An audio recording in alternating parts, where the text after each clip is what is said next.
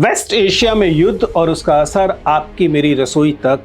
Hormuz जो straight है वहाँ पर जो टेंशन है उसका परिणाम ये हो रहा है कि देश के कई शहरों में एलपीजी सिलेंडर या तो महंगा हो गया है या नहीं मिल रहा है। कुछ जगह पर 2-2, 3-3 गुना कीमत दी जा रही है। भारत में एलपीजी संकट को कैसे सरकार एड्रेस कर रही है, ये एक इंटरेस्टिंग बात है, क्योंकि इस चिंता के लिए सरकार ने एक सख्त कदम उठाया है, वो है एस्मा, यानी कि essential services maintenance act of 1968। इसे लागू कर दिया गया है।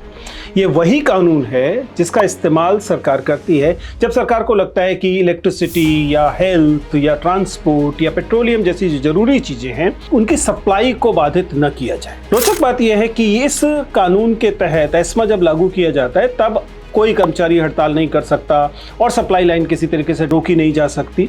लेकिन इसके साथ एक बहुत इंटरेस्टिंग इतिहास जुड़ा हुआ है। एस्मा का बड़े पैमाने पर इस्तेमाल हुआ था जब देश में आपातकाल था, क्योंकि इसमें कर्मचारियों पर हड़ताल करने पर या प्रोटेस्ट करने पर उसे अवैध माना जाता है। 6 महीने तक की जेल हो सकती है, जुर्माना हो सकता है।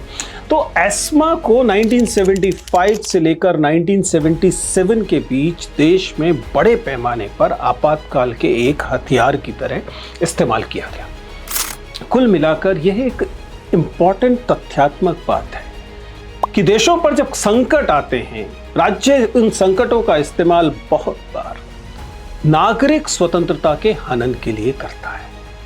हम ये नहीं कह रहे कि भारत में ये स्थिति इस बार भी बहुत लंबे अरसे तक जारी रहेगी, क्योंकि इसलिए भी नहीं रहेगी क्योंकि अब और खतरनाक कानून सरकार के पास है। लेकिन ये जो वेस्ट एशिया का युद्ध है, ये केवल समझिए कि केवल ऐसा नहीं है कि जियोपॉलिटिकल चीज केवल है, इसका असर आपकी रसोई तक है, और केवल आपकी रसोई तक नहीं है, आपकी आजादी तक संकट में है।